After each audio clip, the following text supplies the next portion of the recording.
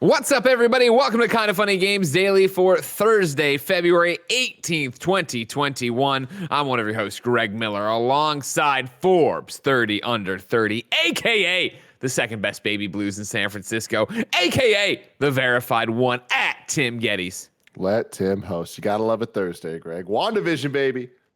Is that, I feel like that's sad. Well, I see you stay up for it, I guess, but I feel like that's the sad thing about Thursday now is that I wake up on Thursday and I go, oh man, 24 hours to WandaVision. Because I always watch it Friday morning, which is exciting. I'm excited for that part of Thursday, but I feel like I overlook Thursday for all that it has.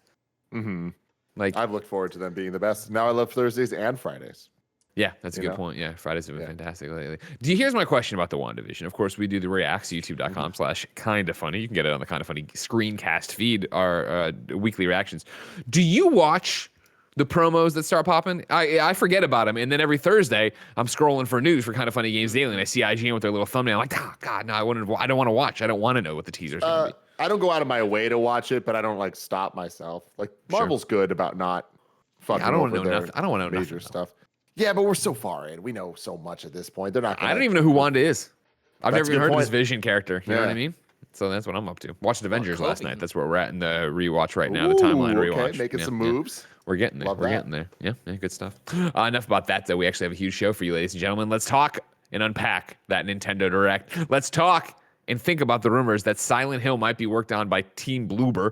And let's talk about Bungie getting bigger and maybe doing a Destiny TV show, because this is Kinda Funny Games Daily, each and every weekday on a variety of platforms. We run you through the nerdy video game news you need to know about. If you like that, be part of the show. Go to patreon.com/kindafunnygames. Of course, on patreon.com/kindafunnygames, you can submit your questions. You can submit your squad up requests. You can get the show ad-free. You can get the show with the exclusive post show we do each and every weekday. However, if you have no bucks to toss our way, it is no big deal. You can go to youtube.com/kindafunnygames, roosterteeth.com, and podcast services around the globe to get a new episode each and every day. And if that wasn't good enough, of course, you can watch us record the show live on twitch.tv/kindafunnygames. If you're watching live on twitch.tv/kindafunnygames, just like SCLS dogs H2O is, I usually read a bunch of names, but your name is really long. If you have a special job, go to kindafunny.com/you're wrong and tell us what we screw up as we screw it up so we can set the record straight. Of course,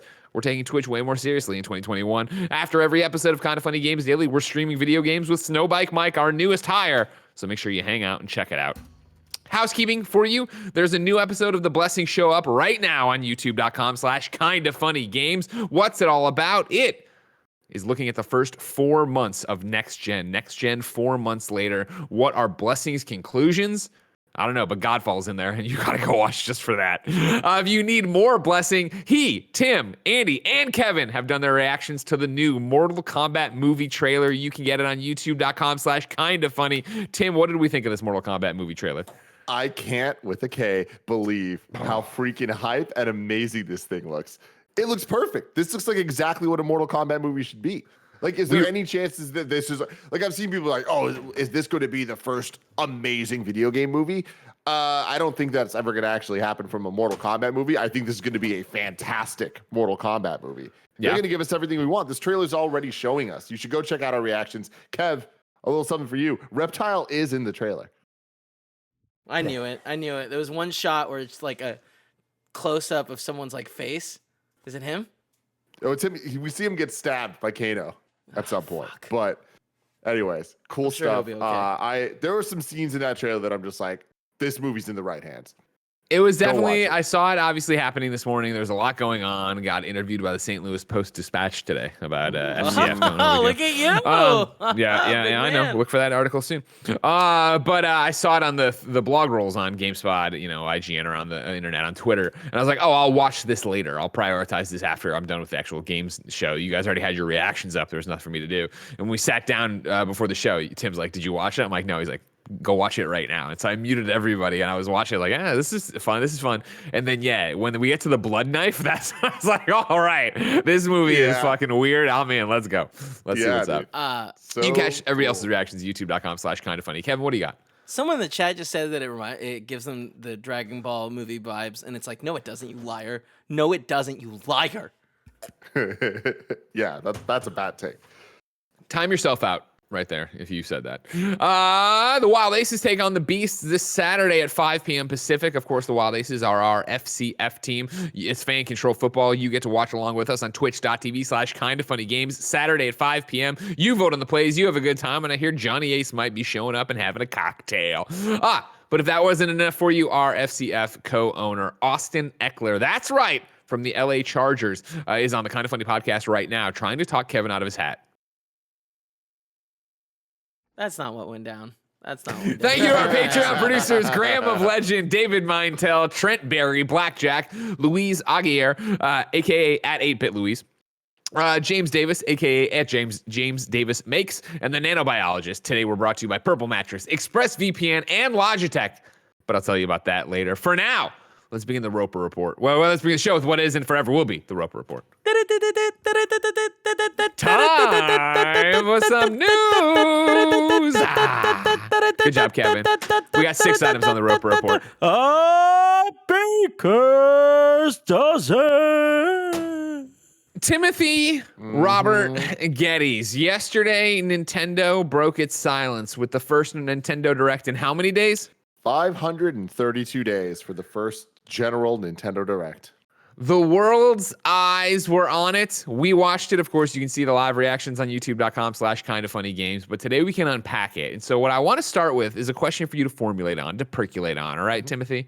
I can do that. Was this Nintendo Direct a disappointment? Before you answer, let me run through everything that was inside of this Nintendo Direct, all right? I'm reading from IGN.com. Adam Bankhurst over there, friend of the show, put up an amazing report, just putting everything in bullets, which I like a lot. So here we go. Xenoblade Chronicles 2, Pyrrha, and Mirthra joined Super Smash Bros. Ultimate on March 2021. The Legend of Zelda Breath of the Wild 2 news is planned for later this year, but it wasn't there, obviously. Legend of Zelda Skyward Sword HD will be released on Nintendo Switch on July 16th, 2021. The title, which was originally released on the Nintendo Wii in 2011, will be playable with motion controls or a new button-only controller scheme. Splatoon 3 has been announced for 2022. Mario Golf Super Rush will be released on the Nintendo Switch on June 25th, 2021. The new Mario Golf game features a speed golf multiplayer mode, motion controls, a story mode, and so much more. Project Triangle Strategy was announced for Switch. The demo is available right now. The game will come in 2022. This is, of course, spiritual successor to Project Octopath Traveler. Star Wars Hunters, a new free-to-play squad-based online multiplayer game by Zynga that is set between Return of the Jedi and The Force Awakens, is headed to Switch in 2021. Fall Guys Ultimate Knockout arrives on Switch in summer 2021. Worth pointing out, just because we're here, it's not Nintendo related, but I'll do it anyway. They also confirmed today Xbox 2021. You'll be getting Fall Guys as well. Hyrule Warriors Age of Calamity had as an expansion pass that was announced. Ninja Gaiden Master Collection was announced for Switch and brings together remasters of Ninja Gaiden Sigma, Ninja Gaiden Sigma 2, and Ninja Gaiden 3 Razor's Edge. The collection will be released June 10th, 2021. Animal Crossing New Horizons. That's also coming to other consoles. Thank you very much. Animal Crossing New Horizons will be getting its Super Mario themed items and costumes on February 25th, 2021, including a warp pipe, and it looks fucking amazing. Nintendo 3DS title Miitopia is arriving on Switch May 2021. Outer Wilds is coming to Switch summer 2021. 2 Famicom detective games are coming to Switch in 2021. Samurai Warriors 5 will be released on the Nintendo Switch in summer 2021. Legend of Mana Remaster was announced for the Nintendo Switch. Tales from the Borderlands is headed to the Nintendo Switch on March 24th, 2021. Also confirmed for other platforms. Capcom Arcade Stadia surprise release during it on the Switch. Stubbs the Zombie, Rebel Without a Pulse, is coming to Switch, PS4, Xbox One, and PC on March 16th, 2021. No More Heroes 3 will be released on Nintendo Switch on August 27th, 2021. Neon White was announced for Nintendo Switch. DC Superhero Girls Teen Power arrives on Nintendo Switch on June 4th, 2021. I can't wait. Plants vs. Zombies Battle for Neighborville brings its 8v8 multiplayer madness to Switch on March 19th, 2021. Knockout City was announced for Nintendo Switch. It's also coming on other platforms. World's End Club is arriving on Switch in 2021. World's End Club is a new game from the creators of Danganronpa and the Zero Escape series. Ghosts and Goblins Resurrection will be released on Switch on February 25th, 2021. And then Hades on Switch is getting a physical edition on March 19th, 2021, along with an art book, and the physical edition comes with a PC download code. When you just rattle it all off, it's a ton of stuff, Tim. But people after the fact were disappointed. Now, granted, it's the internet. People are mad all the time. Now that you've had a day to sit on it, to think on it, you went to bed, you, Gia, Moose, then Moose's little Mario. Mm-hmm. Where did you wake up today? What is your morning after feel here for the Nintendo Direct? Was it a disappointment? It's the same place that it was yesterday. Disappointment's such a weird word because, yes, the answer is to me, yes. Was it a shock that it was a disappointment? No. And I think that's just where we're at, where we've been at. And, I've been getting a lot of shit from people, and it's been bothering me more than normal with this whole Nintendo thing in the last couple months, I would say. Because at the end of the day, it's hard to kind of separate your feelings and your fandom about things, and for everybody to look at it for all the different ways that it works, instead of just lumping it into, oh, everyone's going to be disappointed with Nintendo Directs no matter what. That is simply not true, as evidenced by so many times the Nintendo Directs have been some of the most hype content we've ever had, some of the most exciting moments we've ever seen in video game press conferences. And those aren't one-offs. Those aren't like, oh, it was a fluke. There was like a string of back-to-back bangers. And that kind of set an expectation for what we're going to be getting from these things. Go for it. Can I bring in a question? Or it's a question as a comment, but it's in the same conversation. Sapphire Diamond Ruby writes into patreon.com/kindafunnygames, just like you can. It says, morning, KFGD crew. 2 questions based on the Nintendo Direct yesterday. The first one doesn't matter, so I'm tossing it out. Well, I guess it does, because we're talking about the pandemic and affecting things. Obviously, everyone's doing the best they can in these circumstances, but do you think the hardcore fans' personal expectations of Nintendo's release schedule from 2017 to 2019 have warped fans' perception and their expectations with 2020 to 2021, when we are living in a different time? This kind of plays into what you're talking about, right? And the fact that, what is your expectation for a Nintendo Direct? I would think personally, and again, I always talk about this as Greg Miller, obviously, who's the PlayStation beat reporter, right? And hasn't connected with a Nintendo platform until the Switch in quite some time. Maybe GameCube was on. I had a Wii and I really liked it, but I didn't feel like I was in the ecosystem and yada, yada, yada. I would have said, yeah, Nintendo Directs are made for Nintendo fans, and that's fine or whatever. And then I think when Switch came around and they started cooking with Switch, it was that thing that I was getting hyped for all sorts of announcements and things that are happening. I think I might have fallen into what Sapphire Diamond Ruby's talking about, that this release schedule 2017 to 2019 was like, oh my God, Nintendo's fucking crushing it. And then to have them pivot, whether it be COVID or just their release schedule, to 2020, 2021 now, what it is, maybe that is part of it. Do you think that's arguable, Tim? I mean, I think it's arguable, but I don't think that is the end all be all in the way that I feel like it's been presented to me so many times recently when this conversation / debate has been going on. Because at the end of the day, like, yes, the pandemic is affecting all of us, everyone. And like, I have nothing but sympathy for that and nothing but understanding.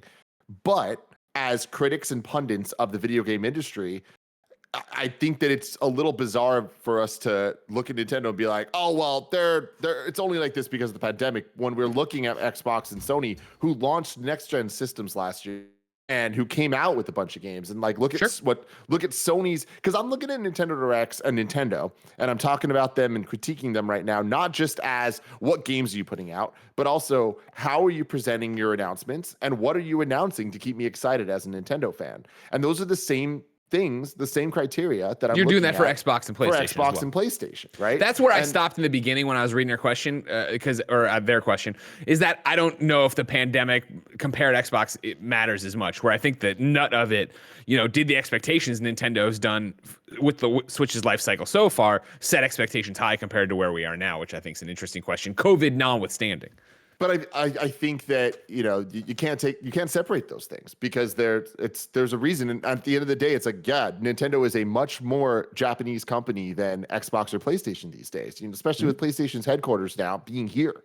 It's like there has been a definite shift over the years, and Nintendo hasn't shifted. Nintendo of America is second to Nintendo of Japan. And that obviously, because of the work ethic and the way that things work over there, the pandemic has affected them differently than it affected PlayStation and Xbox. And that's what we're seeing here. And I understand that. And that's why I'm not surprised that this is the output we're getting. But taking Sapphire Diamond Ruby's question and looking at it in the chat, Vest said something that I think is really important to call out here. The problem is they give us no evidence that we should have high expectations, yet we have them anyway. And that sets us up for disappointment no matter what they announce. I disagree with that entirely because their expectations that they've set are the lineage and history of the entire Nintendo ecosystem, which as of the Switch means they are developing for one system, not two. It is no longer the Wii U and the 3DS. It is just the Switch. So that means that we should be getting more games, not less games, 4 years into the thing. That the expectation is set there. And even if not more, maybe higher quality, like there has to be some type of value proposition being added to this because at the end of the day, as a Nintendo fan, I had the 3DS and I bought 3DS games and I had a Wii U and I bought Wii U games. Then they ported them all to the Switch and I bought them again. You know what I mean? It's like totally. We're at this place where the expectations are for a Nintendo Direct. We're going to get some Wii U ports. We're going to get some third-party announcements. We're going to get some awesome major announcements from the many, many, many Nintendo first-party studios and partners that they have. So that's why when we see something like this and a 50-minute Nintendo Direct is announced, that I walk away saying I'm disappointed even when they announced a couple games that look really cool, like Project Triangle, Mario Golf is a big one, right? And all of that, Skyward Sword HD. So with all of that, it's kind of like, well, we can definitely critique the format because I think that was pretty bad of a presentation for like when it comes to 50 minutes of stuff where, we can always say like, well, there's something for everybody. But it's like, at that point, it's like, then why are we even talking about this? It's like, there has to be some level of good or bad that we're talking about this because they have done good ones. We've seen many good ones. And for people that are like, well, this one was good to me, it's like, all right, I feel like you're just being combative because you know what I'm talking about. Like, the things that you liked about this one could have been here, and the things other people liked could have been there too. Because they have that many teams, and there's been so many games on the Switch that we have not. What are their teams doing? What are they working on? We don't know. And that's where the pandemic comes in, and that's all that stuff. But there's just a double, triple, quadruple whammy at this point against Nintendo. I feel it's so hard to do this. And we, critique these things. We talk about these things. We did disappointed. Where do they rank? Yada, yada, yada, all these different questions. For this one in particular, I feel that's a weird one for a number of different reasons. But I do think it's the promise of 15 minutes. It's coming out of the blocks more than 500 days after you did your last thing. And it's delivering again, when you read through the list and there's all these games, it's a lot of content. And it's great to put it out there and say it. But I consider myself, when it comes to Nintendo, right? It's my exclusives machine. I'm a mainstream Nintendo fan, right? Like, I'm not turning on my Switch every day, every week to play something different. Honestly, it's been an Animal Crossing machine for the most part throughout of it, right? With the exception of stuff like Hades or, the occasional Mario thing. But you look at this then, and this is a Nintendo Direct that I would say is not reflecting the mainstream focus of the Switch and the success of the Switch. And that's not me taking away from these games, but it's me reading through a bunch of games and I'm like, I'm glad these are here for those fans, but they're not something to pull me in. Granted, I got my Mario Golf, so I'm not going to complain. Like, there was something for me. We always bring it up, the Adam Boyes, conversation after one of the PSXs, right, of talking about planning a conference, and you put out 12 games, you hope that 2 of them connect for every different person so that everyone can walk away saying it. But for me to walk away saying, man, Mario Golf Super Rush, let's fucking go. And this next week's Animal Crossing content, let's fucking go. That's still 50 minutes I watched to get 2 things out of it. And I think, today there was a good tweet, I thought, a telling tweet of somebody who watched our content of us watching it and giving us a reflection of it. And what he mentioned was going from all of us popping for Mario Golf Super Rush, all of us freaking out, to then get to the end of the show and all of us go be like, wow, woof, that wasn't a great show. I mean, Mario Golf was cool or whatever. But like, that's like the kind of thing where would that announcement have stood stronger on its own if we woke up to a trailer one day and that was the news, rather than that news is inserted into 50 minutes of shit I'm glad you're excited for, and these characters that are coming to Smash that like it keeps pushing me further and further from ever turning on Smash. Like, and I know everybody's different. People are freaked. People are stoked about Samurai Warriors 5. Jared Petty's stoked about the Famicom stuff. Like, I get it. I know that there's an audience for it. I'm not trying to say you don't deserve it. It's just the way this was packaged, I don't feel was the best way to possibly forward for it. Yeah, totally. And I just think that with the idea of Mario Golf looking good, and by the end of it, we're kind of just like, whatever. In the direct, I said something like, they should just put the Mario Golf trailer on Twitter. And a lot of people were like, Tim, literally when they did that for Paper Mario, you're like, they should have put it in a direct. I want it clear. They should put it in a good direct. Like, they should put it in a direct that is sandwiched with hype Smash announcements and a Zelda anniversary set of announcements. Here's the 35th anniversary. Here's what we're doing all year long. Yeah, exactly. Instead, what we got, and like, look, at the end of the day, it's not like any of these announcements themselves are that bad. It's just they are packaged in our first Nintendo Direct in 532 days. And we get a Smash character announcement, one of the last remaining Smash character announcements that made so many people happy because there's a lot of Xenoblade fans out there.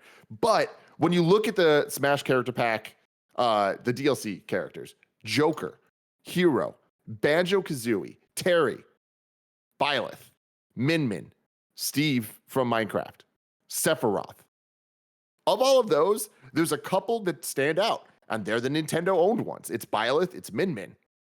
It's like, and now it's Pyrrha, where it's like, okay, it's not that like I'll take any character. I love the game. I want to play. Sure. I want to get the spirits, all that stuff. But it's like, there's no denying that even if you love Xenoblade, Pyrrha's not nearly as exciting of a oh shit thing as Master Chief or Sora or third-party thing in the ilk of Joker or Sephiroth or Steve from Minecraft, Banjo-Kazooie, that type of stuff. And that's kind of like when we're talking about expectations, like they've set the expectations that anything is possible with Smash. So when something that seems very obvious happens, it's just less exciting. That's all.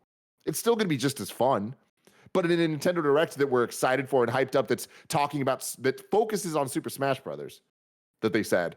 And then we get this, it's like, okay, that's fine. Yeah. And then moving on from that, like the Zelda stuff, honestly, like there are people that love Skyward Sword, but guess what? It's not like people don't love Wind Waker and Twilight Princess. They could have just also added those, They're going Which to, the rumor is right after everybody got cooking yesterday, the rumor started hitting on Twitter that they are coming this year, those remakes as well, or HD, you know what I mean? Remasters. Yeah. I mean, but either way, at the end of the day, those are just ports. Those are just sure. like I'm not arguing. But cool. But still, we want those ports, so I'm not going to be mad at that. But then even looking at that Project Triangle, that looks great, right? Yeah. Oh yeah. I loved Octopath. Yeah. And as I downloaded the demo, it's awesome. The Project Triangle. Yeah. But then Mario Golf, it's in the middle, and we're hyped about it. You are especially hyped about it.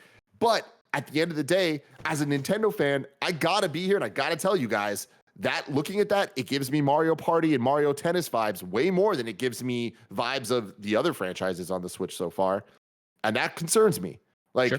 Andy was quick to point out all the where are the shadows? Where you know what I mean? Like, why does the game look like that? And it's like there's a story mode. It's like, fuck, that's awesome. Like, that's what we are kind of looking. There was also a story mode in tennis. Mario Tennis, man. And we did not like it. And it's like, for the little we saw, like this story mode doesn't look like the Game Boy Color Mario Golf RPG type story mode. So it's just one of those things where for all the people that are like, you'll never be happy, there's stuff in here. It's like, well, even the stuff in here, I'm a little bit like trepidatious about, or I have reason to not be, losing my shit over.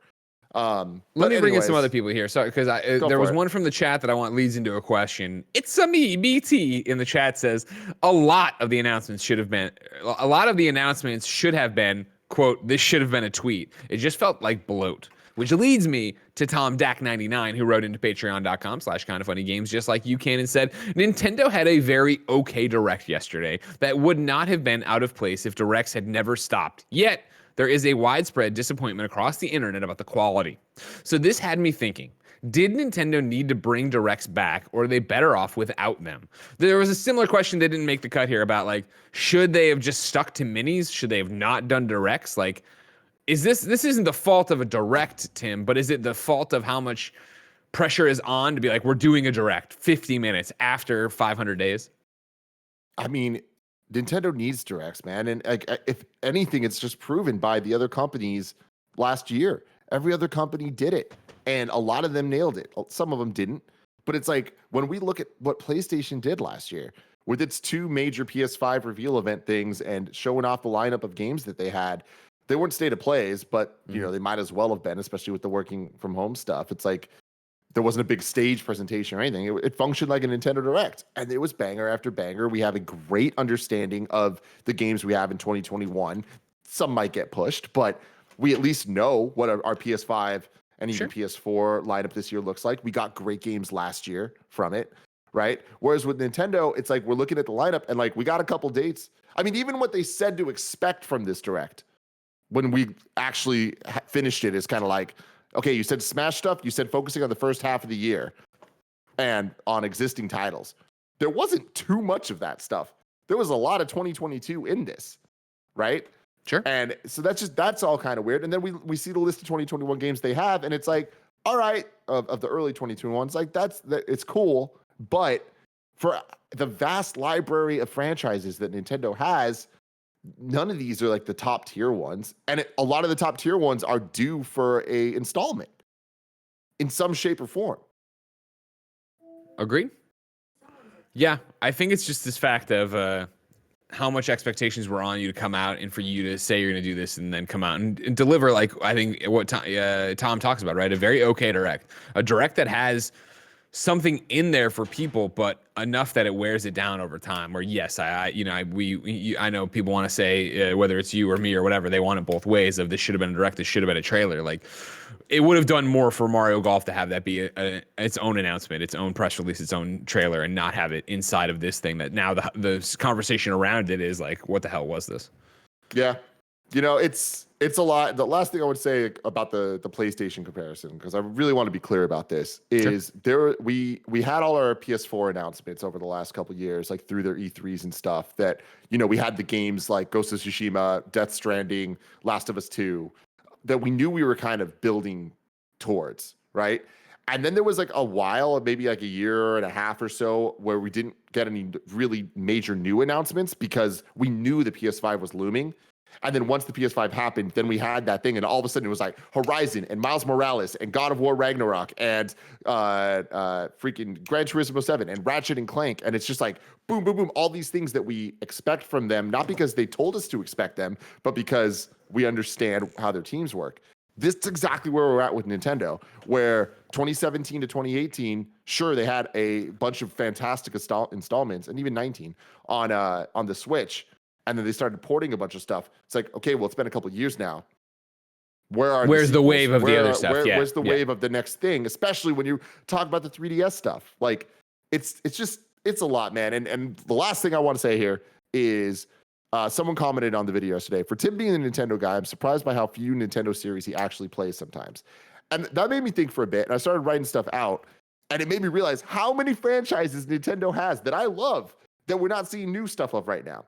And so I put this out here: 2D Mario, 3D World style Mario, Mario Kart, Smash Brothers, 2D Metroid, 3D Metroid, Mario Party, 2D Zelda, 3D Zelda, multiplayer Zelda, F-Zero, Star Fox, Fire Emblem, 2D Yoshi, Punch-Out, 2D Donkey Kong, Bayonetta, if you count it, ARMS, like classic Paper Mario, Mario Golf, Mario Tennis, Mario Strikers, 2D Wario, Wave Race, Kid Icarus, literally anything on Smash Brothers. The only franchises that I don't really fuck with. Fake Nintendo fan. Animal Crossing, Xenoblade, Kirby, and Pikmin. Those are the ones that I just don't vibe with. Which, like, that explains a lot of last year. Didn't do much for me. But I am not alone there. That's the thing. Is Animal Crossing did a lot for a lot of people. But how long can Animal Crossing hold Switch owners? The biggest thing about 2022? Yeah. You didn't vibe with it in that, you know, is your opinion. That is what your, you know, diagnosis of the year was, right? And that's how these things work, where it's like, I know if you're totally into the Japanese scene, you probably enjoyed this Direct way more than me on games that I won't play. And I'm not that they shouldn't exist. It's just this, how do you gauge disappointment? It's such an interesting thing. And it's a conversation that continues to happen online and, you know, in the comments, I'm sure, of this video. So have at you. Have at it. Tim, let's talk about another big franchise, Silent Hill. We are going to start at gamesindustry.biz, where Brendan Sinclair had an interview with Bloober Team's CEO, Pietro Babino. Yeah, I think I nailed it too. And basically, it's a whole bunch of stuff about Bloober. Of course, they made the Medium. Of course, they made Layers of Fear. They did Blair Witch. But then we get into this thing here, 2 paragraphs that are going to set the world on fire. The Medium is a project on the edge for Bloober Team, straddling the company's old approach and its new one. Again, Bloober Team CEO Baby No says the studio plans to make, quote, advanced AA games with AAA quality of graphics and animation, but of course, a little bit smaller, end quote. He adds, quote, in fact, we've been working for more than a year on another gaming project, another horror IP, and we're doing this with a very famous gaming publisher. I can't tell you who, I can't tell you what the project is, but I'm pretty sure when people realize we're working on it, they will be very excited, end quote. Then the interview went back to talking about Bloober and everything that's going on. This set Twitter on fire, of course, of talking about what could this be, where are we going, blah, blah, blah. We go to VGC where Andy Robinson reported on what I just said, but then had all of this context. The comments have caused fans to speculate that the Polish developer could be working on Silent Hill, the Konami horror series that has reportedly been shopped around by the publisher in recent years. Earlier this month, YouTube channel The Great Debate even published an hour-long video presenting evidence that this could be the case, including comments from Silent Hill composer Akira Yamaoka, claiming that he was working on a second project for Bloober in addition to making music for the Medium. However, VGC understands that Konami already outsourced a Silent Hill project to a prominent Japanese developer with a reveal due this summer. If Bloober Team is also working on Silent Hill, then that would mean that two franchise reboots are in the works, something that industry insiders have suggested could be Konami's intention. For example, 2 people with knowledge of the Japanese publisher's plans told VGC that it had approached Dark Pictures developer Supermassive to pitch a Silent Hill reboot, but the project was ultimately not signed. Separate sources told VGC that the Japanese Silent Hill project was something of a departure from past Silent Hill games. So this also matches suggestions that Konami was looking to license alternative takes on the horror series. Earlier this month, Konami denied it asked for a video interview featuring the Silent Hill composer Akira Yamaoka to be removed from YouTube. Yamaoka appeared in a YouTube video by channel AlHub, or maybe AI Hub, in which he teased his next game project and said it was, quote, the one you've been hoping to hear about, but the video was quickly pulled from public listings. Tim, is Bloober working on Silent Hill? I'd be shocked. I don't think so. You know, there's a lot of evidence here that they are, but like that feels weird to me, feels off to me. I've always associated Bloober with Xbox, and I definitely, my gut tells me that the Silent Hill project's going to be PlayStation. Yeah, that makes sense. Yeah. I don't see it either, and I don't see them doing 2 Silent Hills at once or even at the same time and flooding the market. I guess you would. You're Konami, but like them working with a Japanese developer on a Japanese Silent Hill project makes a lot of sense. And obviously, you expect that to eventually come back in some place. If it isn't Silent Hill, what do you think Team Bloober is working on when they say that they're working on with a big game? Yeah, we're doing this with a very famous gaming partner, a very famous gaming publisher, another horror IP. What could that be, you think? I mean, I when they say horror IP, I don't think it necessarily means that the IP has to be a video game. Mm-hmm. They could be working with a different developer on a Blair Witch. You know what I mean? Yeah. That's in their legacy. Lineage. So, yeah, they've already done it, right? And I think that's where I went before all the Silent Hill stuff got involved. The fact that you go out of your way to say, we're working on another gaming project, another horror IP, and we're doing this with a very famous gaming publisher. My first reaction was that, oh, they're talking about a movie. They're working on Halloween the game. They're working on a Freddy Krueger game. And then it gets interesting when we're doing this with a very famous publisher.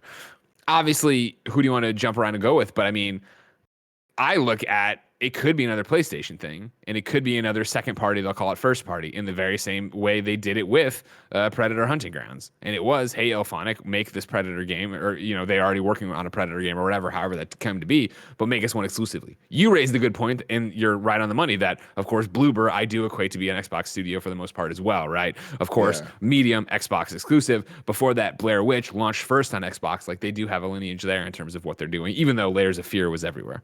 Yeah, it's not a lock into Xbox. It just kind of, you know, in the history of the last couple of years, especially, I feel like we've seen that kind of happen. Like even like with Insomniac, right? And then they get like bought up. Where I can believe Microsoft buys Bloober in the next year or two. So Yeah. going with that, it's like I can imagine that this is already in line with that. What's more interesting to me about this, I mean, I'm interested in Silent Hill. I believe Silent Hill exists. I don't think it's Bloober. I do think we're going to hear about it this year. I do think it's a Japanese developer. I can't imagine a Silent Hill. Silent Hill is so intrinsically Japanese. Like I feel like that stuff's necessary for like that touch. But I'm excited that there's another game that Konami's talking about, 2 franchise reboots. And one of them is not this, because what's that mean? It's either Metal Gear or Castlevania. I mean, from the chat over here, Commodore Fez says, but guys, Bloober team Parasite Eve. And I have heard a lot of rumblings on the internet in the past few weeks about a Parasite Eve game coming to fruition. There has been rumblings, yes. You know what I mean? Me and Blessing have had our ear to the ground on that one. We seem to be making it happen. But yeah. It's exciting to, have Konami actually talking to people about using their IP. It's what we've talked about and asked for so long, right? As they went to the pachinko parlor. We're like, that's great. Can you just license out your IP and let other people do it? Like, I'd love to see a new Silent Hill and a radically different take and yada, yada, yada, which they're talking about from these Japanese developers. Cool. Do a departure. It's been long enough. That name has cachet. What could it be? What could you reinvent Silent Hill to be? And then if not that, what other Konami IP do you want to, reach back into? Mm-hmm. We'll have to wait and see. Not long, apparently, though, as news for the Silent Hill, according to VGC and Andy Robinson, will be coming this summer from what their sources have said. Interesting, too, I would have loved to have known what the Supermassive pitch was for a Silent Hill reboot.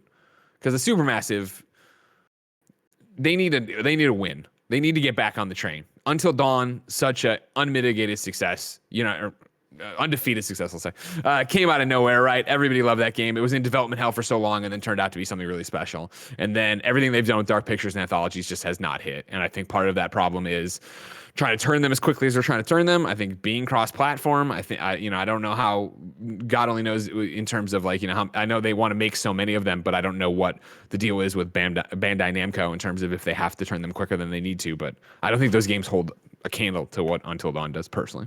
Mm-hmm. Tim, I have more gaming news to tell you about. But let me tell you about patreon.com/kindafunnygames. If you didn't know there, you could go there. You could be part of the show. You can get the show ad-free. You can get it with that exclusive post-show we do each and every day. But speaking of that middle section, the ads, let me tell you about our sponsors. Today, we're brought to you by Purple Mattress. Throw some bedding on a bunch of different mattresses, and sure, they all look alike. The same goes for pillows. But peel away the layers, look at what's inside, and you'll see they aren't all created equal. And that's what makes every Purple pillow and mattress unlike anything you've ever slept on. The Purple Grid sets the Purple mattress apart from every other mattress. It's a patented comfort technology that instantly adapts to your body's natural shape and sleep style. With over 1,800 open air channels designed to neutralize body heat, Purple provides a cooling effect other mattresses can't replicate.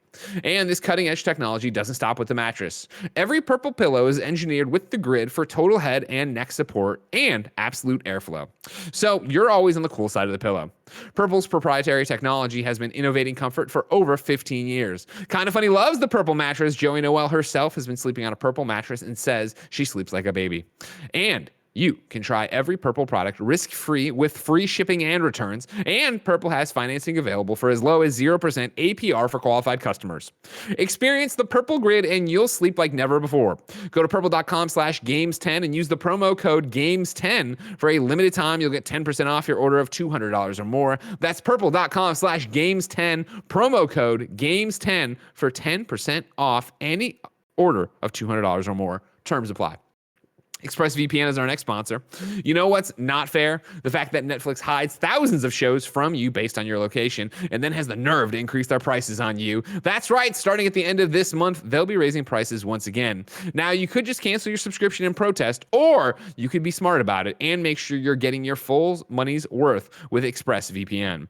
See, you might not know what's on Netflix in your country is completely different from what someone in the UK or Japan has on theirs. Using ExpressVPN, Kinda Funny can control what country we want Netflix to think we're in. ExpressVPN has over 90 countries to choose from, so every time you run out of stuff to watch, you could just switch to another country and unlock new shows. Right now, you could be watching your favorite new anime, but maybe it's not on US Netflix. But with just one tap of the button, ExpressVPN lets you, me, and anybody change their location to whatever country they want so they can watch it. And here's the best part. It's not just for Netflix. You can use ExpressVPN to unlock shows on other streaming services too. Use it for BBC iPlayer. It's free and only available in the UK. ExpressVPN is also super fast and works with your phone, laptop, even smart TVs, so you can watch your shows on the big screen with zero buffering. Be smart. Stop paying full price for streaming services and only getting access to a fraction of the content. Get your money's worth at expressvpn.com/games. Don't forget to use our link so you can get 3 months extra for free. That's expressvpn.com/games. expressvpn.com/games to learn more. And our final sponsor of the day is Logitech. Logitech G Pro X Superlight Gaming Mouse is designed with the world's leading pros to engineer the world's best competitive gaming mouse. With hyper minimal redesign, Pro X Superlight is our lightest and fastest pro mouse ever, weighing in at under just 63 grams. Almost 25% lighter than the standard Pro wireless mouse. Logitech G exclusive Hero 25K sensor provides unrivaled precision, speed, and consistency. Pro X Superlight delivers extreme accuracy and ultra-fine control for complete confidence, especially during the intense split-second moments of tournament play. Andy Cortez, he's out there all the time going pew, pew, pew, pew, pew, clicking heads. He's got to drag Nick along. He needs this. He needs the Pro X Superlight because he needs that ultra-fine control. Pew, pew, pew, pew, pew, pew, pew, pew. Powered by Lightspeed, Pro X Superlight is the fastest and most reliable Pro mouse yet and is available in black and white. For a limited time, Logitech G is offering our listeners express shipping at logitechg.com. Use the code Kinda Funny Daily Free Ship 215 for express shipping today. That's express shipping for all Logitech G products with the promo code Kinda Funny Daily Free Ship 215. Hurry now, since after this promotion, the promo code expires in 3 days. Kinda Funny Daily free ship 215. 215. I'll tell you what, man. I'm glad you had the reaction. You were off camera, but your eyes went wide because when I read it on Tuesday, I just couldn't. I laughed. And I'm out. It's a good deal. We just need to shorten it. Let's shorten the promo code up a bit. That's all I'm saying. Let's tighten it up. Let me know. Let me tell you. I have tried. I know. No one's blaming anybody. Kinda Funny Daily Free Ship 215. There you go. But yeah, go in there and have some fun. Number 3, let's talk about the big moves happening at Bungie. This is Eddie over at GameSpot. Destiny developer Bungie has big plans for the future. The company has reconfirmed its plans to launch its mysterious new IP by 2025, while the company is expanding the physical size of its Bellevue, Washington office and opening a brand new publishing outfit in Amsterdam. Additionally, Bungie has teased plans to extend the Destiny franchise beyond games, while there has been a leadership shakeup on the development team as well. Let's start with the new IP. Bungie said it plans to launch the new IP before 2025, but nothing is known about this game. In 2018, the Chinese internet company invested... I don't think I missed a paragraph. I'm interested. I mean, he's talking... invested $100 million into Bungie to help the company make non-Destiny games, so this new IP might be one of them. That's Tencent, right? I don't know why he didn't reference Tencent in this. Maybe I don't think I cut anything out of his article. That makes sense. A rare miss from Eddie. Bungie CEO Pete Parsons first mentioned his hope of releasing a new non-Destiny IP back in 2025, back in 2019. But this is the first time Bungie is cementing that hope in writing. Bungie has promoted Johnny Ebert to Chief Creative Officer and Zach Russell to General Manager of Incubation to work on these new franchises. They will, quote, build and drive the creative vision and foundation for Bungie's future worlds alongside the next generation of leaders at Bungie, with new plans to bring at least one new IP to market before 2025. Into the new office. To support the continued development of Destiny 2 and work on the new IP, Bungie is creating a bigger office space for itself. The company is currently expanding the Bellevue, Washington HQ, bringing the size from 84,000 square feet to 208 square feet. The office is scheduled to open in the fall of 2022. Quote, in addition to building state-of-the-art facilities to support the growth and development of talented employees, one of the primary drivers of Bungie's expansion is to increase the commitment to the long-term development of Destiny 2, tell new stories in the Destiny universe, and create entirely new worlds in to-be-announced IPs, Bungie said in this press release. The new facility will include a reimagining of its Bellevue, Washington-based studio to support multiple projects, as we've already talked about. And then, what are they going to do with this IP that is Destiny? It also sounds like a Destiny TV show or movie is on the way, as Bungie's press release said it hopes to expand Destiny into, quote, additional media. As part of this initiative, Bungie has promoted Mark Noseworthy to become the vice president of the Destiny universe, while Luke Smith, friend of the show, will become the executive creative director of the Destiny universe. These two will, quote, oversee and prepare for the expansion of the Destiny universe into additional media, end quote.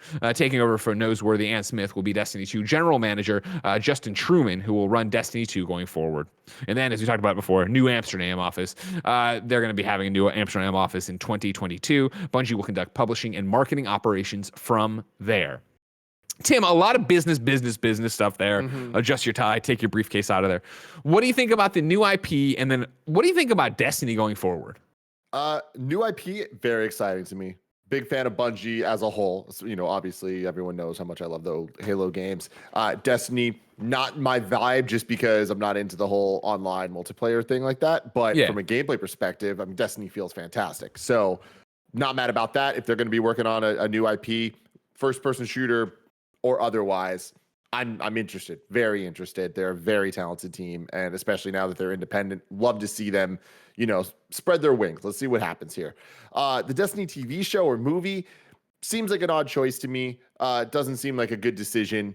I definitely am not the target audience, not being a Destiny fan, but I just don't think, regardless of me being a fan, I don't think that there are enough people out there that are clamoring for this type of content for them to make it worth making, for this to turn into a major success.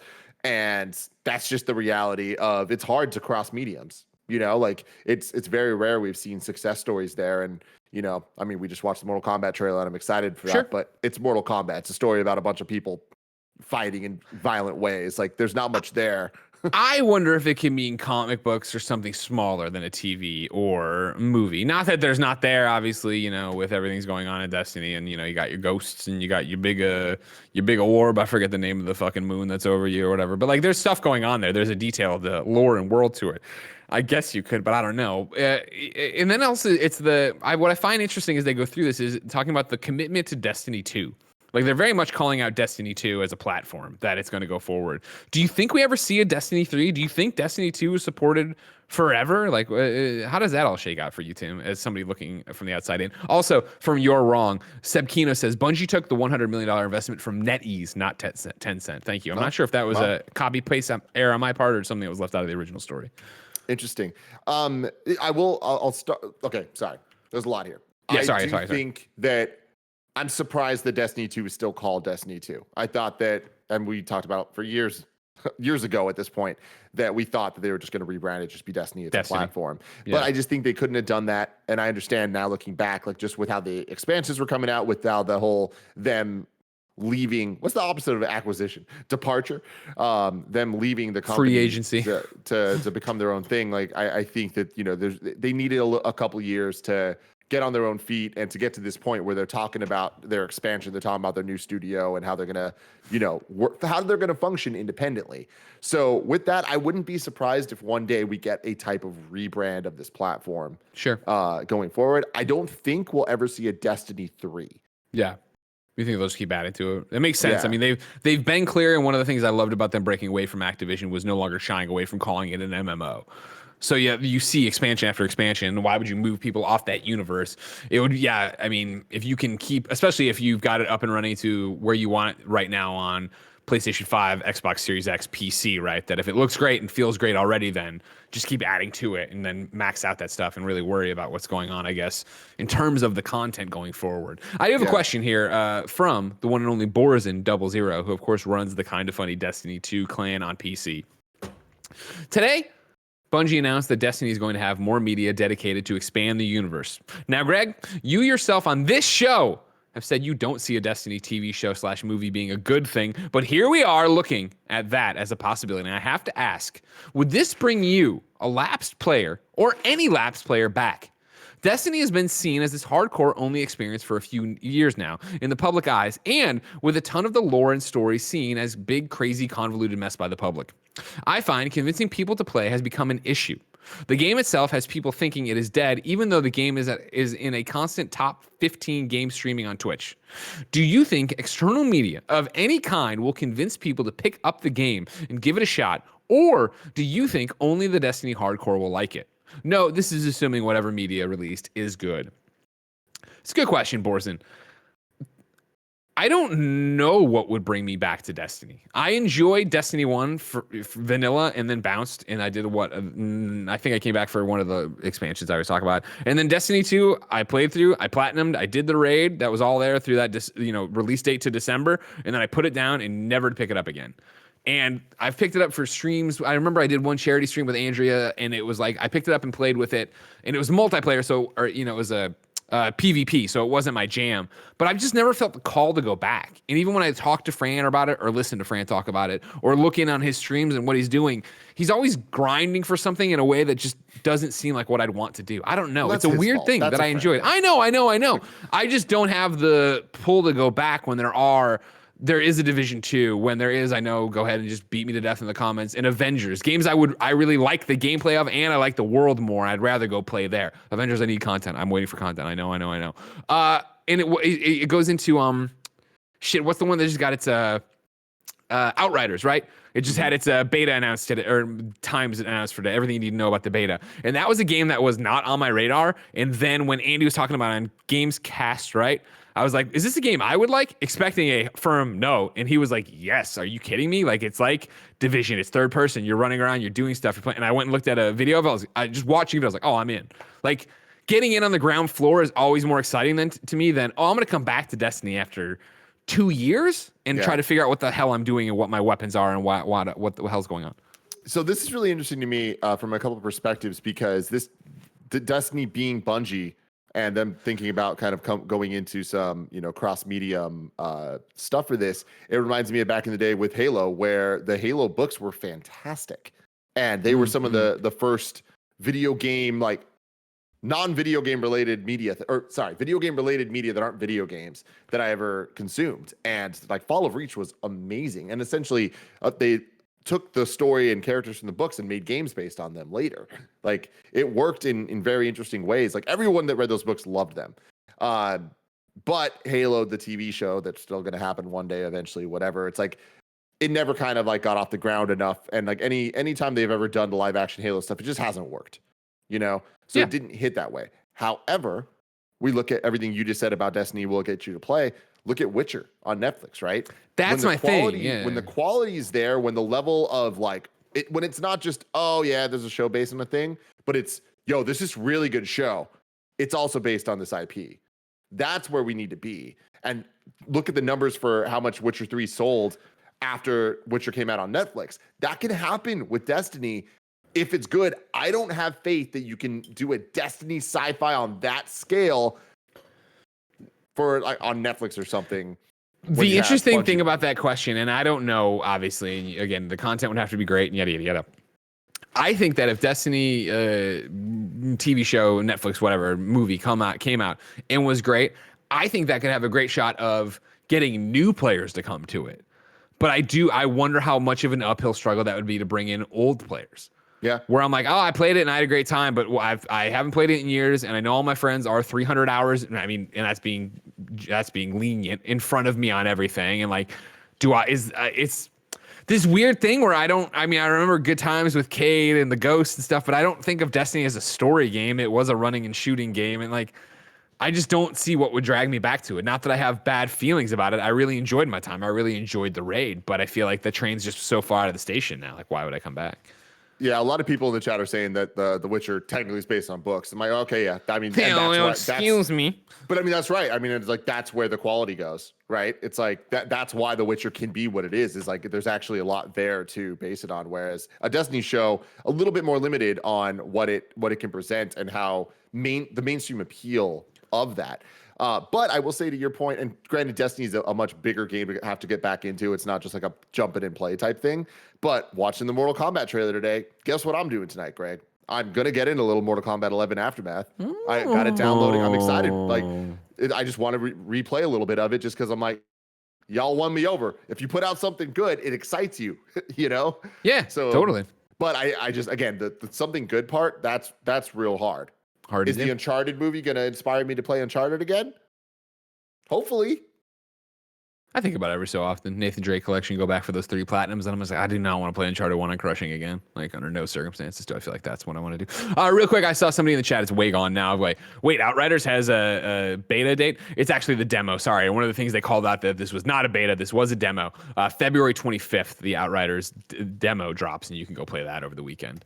I digress, though. Let's move on. We got a couple of quick hits before we get you out of here. Number 4, Fall Guys is coming to Xbox. I already said that, but again, coming summer 2021 to Xbox. Also, they pushed an update live to fix a couple different things. It removes, this is their tweet, remove the seesaw level variation with vertical seesaws that were causing an impasse / deadlock / stalemate, and then remove the fall mountain variation with the spinner at the end. It was causing some weird issues with crown grabbing. So if you're already playing Fall Guys, new things have changed. And if you're not, Switch and Xbox this summer, it will be interesting to see if it's crossplay when it comes out. That'd be what we want.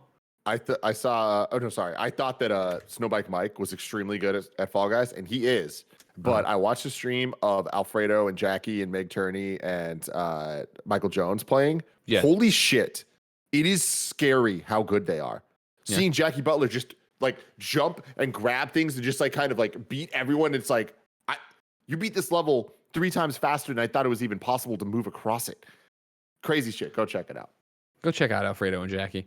Not Michael, not Meg. Just stay away from them, all right? They're bad news, and I don't want you associating with them. Number 5, this is a quick one for you. There's a Call of Duty Zombies leak, apparently. We're back to Eddie over at GameSpot. It appears Black Ops Cold War's Season 2 refresh will include something special for Zombies fans. Call of Duty Tracker spotted a website for a new Zombies experience called Outbreak. The page has since been removed, but an image on it states, "Welcome to Outbreak, a new large-scale Zombies experience." A soldier with an eye patch is seen in the teaser image, but there are no further details about this person or what Outbreak is all about. Season 2 for Black Ops Cold War launches on February 25th. Whether or not this Outbreak mode, if it is even real, is included at launch or something later in the season remains to be seen. Given that Season 2 is already launching so soon, we expect Activision to share more details shortly. You excited about that one? Activision. Oh, too. I missed that. Who doesn't? No, I know that's you cool. I'm just putting it out there for everybody. Good for them. Hey, I think Activision's killing it with Call of Duty rollout stuff, and I think that the system they have right now of Warzone and the games and the zombies, like just kind of constantly cycling, like everyone playing Call of Duty that I know is stoked about it. So that is it's insane how into it Nick is. Call of Duty's back for like our friends, our industry group of people, right? Like that's crazy. Yeah. I never thought we'd hear people talk about Call of Duty the way they did in 2011. Number 6 and final on the Roper Report. It looks like you won't be getting any more Little Nightmares from Tarsier Studios. Probably. This is Joe Skrebbles over at IGN.com. Tarsier Studios, quote, will, from now on, focus on creating new IPs, potentially spelling the end of its Little Nightmares series. Of course, Little Nightmares 2 just released. It's a critical darling. It's a critic's darling. Our own Roger Pokorny put up a review of it. You can find as a first impression on youtube.com/kindoffunnygames, but I digress. Back to the article. Tarsier, parent company, Embracer Group, which owns everything, revealed its Q3 earnings today, including a section on the Swedish studio. Quote, after the quarter, Tarsier Studios' game Little Nightmares 2 was published by Bandai Namco and was well received by its audience, reads the earning report. Tarsier Studios will from now on focus on creating new IPs. In a webcast to accompany the earnings, Embracer CEO Lars Wingfors went into more detail. Quote, I'm super thrilled, and I spoke to the CEO of Tarsier the other day and congratulated him on the critical success of Little Nightmares 2. It's an IP they created, but it's owned by Bandai Namco and published by Bandai Namco. So it doesn't really have any significant commercial impact for us, even though if it does really well, it could have some royalty revenues over time. But I'm super excited about them achieving such a game again because the first game was very well received. And this game looks to be well received. Now, having that game created, they will move over to create new IPs, and I'm super excited. And that was the main reason we made this acquisition a bit over a year ago. So again, as we talk about Microsoft buying up studios, Embracer Group buying up studios, these are the kind of things that happen where you finish out the agreement you had with another publisher like Bandai Namco. The game comes out, it's super well received, and your new owners are like, cool, you're done making that. Now make us new things that we own that we don't have to split revenues with for anybody. Vicarious visions. They're dead to you, Tim. I'm so sad. Get anything I'm else so sad. I hate it. Dead to you. So yeah, there you go. If you're a Little Nightmares fan, pay attention to that, and maybe next Little Nightmares, maybe not buy them. Maybe it doesn't happen ever again. Maybe it wasn't big enough for Namkai. Who knows? I've changed Namkai. Namkai. Bandai Namco is now Namkai. I've decided. All right. Do you remember when Bandai Namco was like, hey, we're no longer Namco Bandai. We're Bandai Namco. We're like, all right. I love it. That's gonna fuck us all up for a generation. Thanks, Tim. I'm excited to see what other games come out from from Namkai or whatever. I just made up a name for them. But next Namkai game so far away. Where go now for new game? Tim, where we go? Across every and each platform listed as by the Kind of Funny Games Daily Show host each weekday. Yeah, we go there. Out today, Rustler, Grand Theft Horse is on PC. Ultimate ADOM, Caverns of Chaos is on PC and Mac. Lemon Cake is on PC. Metropolis is on PC and Mac. Learning Factory is on PC and Mac. Taste Maker, Restaurant Simulator is on PC. Buddy Simulator 1984 is on PC. Warhammer 40K, Daka Squadron Flyboys Edition is on PC. Fantasy Tavern Sextet Volume 2 is on PC. Anodyne 2 Return to Dust is on PS5, PS4, Xbox, Switch. Cathedral's on Switch. Speed Limit is on Switch. Astrologaster is on Switch. Blackjack World Tour is on Switch. Escape Game 2 Second Room is on Switch. Glam is on Switch. Crazy Os is on Switch. King of Seas is on Switch. Rustler enters Steam Early Access today. Learning Factory, where he talked about Zombie Army 4 launches on Steam, and all additional content is with it too. And then Minute Fun Racer is a peculiar little racing game where every second counts. A collaboration between Kitty Callis, Jan Williams, and a whole bunch of different people. All proceeds from the sale of Minute Fun Racer go directly to charity forever. Greg, I want it extremely clear to the chat right now that Greg Miller did not mess up a single one of those names. He messed up going into it. There was the jokes of him talking funny, all that. No, those are the names of those games. Astrologaster. Mm-hmm. That's the name of the game. Escape Game Second Room. There needs to be one single person, and I nominate John Drake. I know he already has a job, but I want to figure this out. John Drake needs to be the man that is out there that every single person making a video game has to go to get the name approved by. Yeah, I agree with that. He says no, it doesn't happen. Somebody's asking if Sextet was real. Yes, Fantasy Tavern Sextet Volume 2 on PC is real. That's real. Mm-hmm. And Jeffy Grub in the chat points out John Drake barely works. So there you go. He's got time for this. You know what I mean? New dates for you. Revita is coming to early access March 3rd. MotoGP 21 will launch on PlayStation 4, PlayStation 5, Xbox One, Xbox Series X/S, Nintendo Switch, PC, Steam, and Epic Game Store on April 22nd. If you're Stadia, how pissed off do you have to be you're not on that list? Come on, MotoGP. You're going everywhere else. Lust from Beyond is coming to PC March 11th. And then Legal Dungeon hits the Nintendo Switch February 25th. If that wasn't enough for you, I got deals of the day. Rage 2 and Absolute Drift are free on the Epic Game Store this week. And then Xbox free play games for the weekend, that's right. Free play days for the weekend have been announced. You get to play. I hate it when they do a little intro.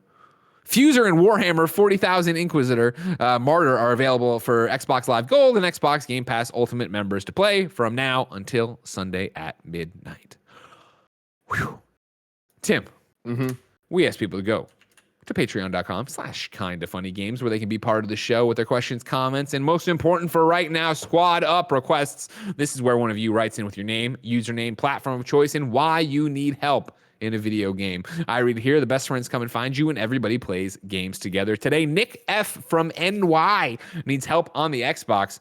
His username is the Boy Wonder, but it's the with then the 3 in place of the E, then space boy, but 0 in place of the 0.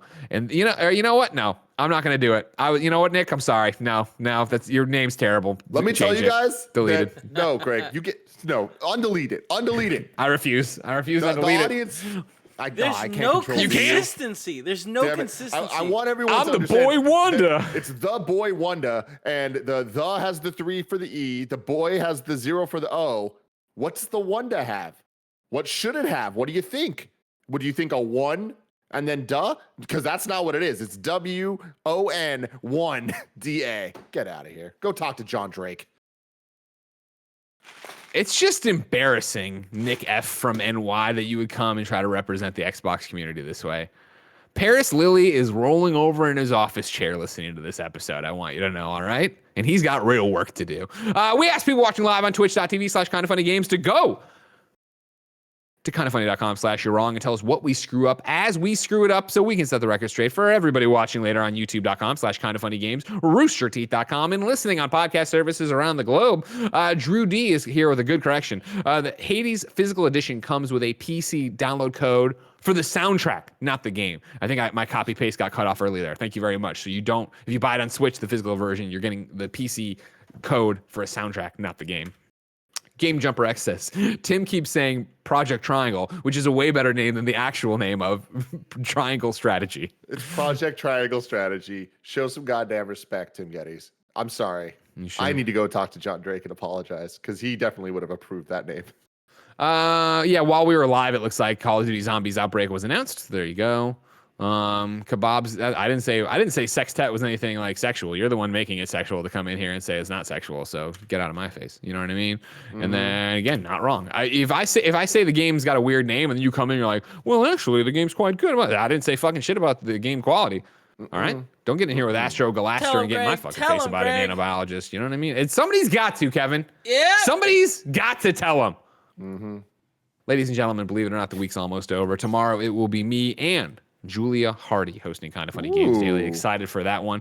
Of course, Tim and I are going to go to patreon.com/kindoffunnygames right now and record you a post show that you can pick up along with the show ad-free, along with being able to write in and have a great time. However, if you want to hang out here on twitch.tv/kindoffunnygames, you're about to get Clue with Blessing Eddie, Oye Jr., Snowbike Mike, Abby Russell, and just a whole bunch of different people in here to play Clue. Or if you're in the UK, Cluedo. Cluedo. That's what they call it. So dumb. You know what I mean? God. It's like, because that's the thing, is like I can be mad at Nick F from NY for choosing that, but then you got to feel bad for people in the UK that they were like growing up the whole time eating their porridge being told it's Cluedo. Yeah. Hey kids, Mother, can we play Cluedo? No, get in the turnip fields. You know what I mean? Like Turnip fields. Terrible over there. Yep, Yeah, the boil all London your specialty. food. You know what I mean? Ladies and gentlemen, this has been Kind of Funny Games Daily. Remember, each and every weekday we run you through the nerdy video game news you need to know about. If you like that, be part of the show. Patreon.com/kindoffunnygames. But if you got no bucks tossed our way, watch live. Twitch.tv/kindoffunnygames. Watch later. YouTube.com/kindoffunnygames. Listen any old time on podcast services around the globe. If you want to catch those Twitch streams we always talk about, check out the new archive YouTube channel, youtube.com/kindoffunnyplays. And until next time, it's been our pleasure to serve you.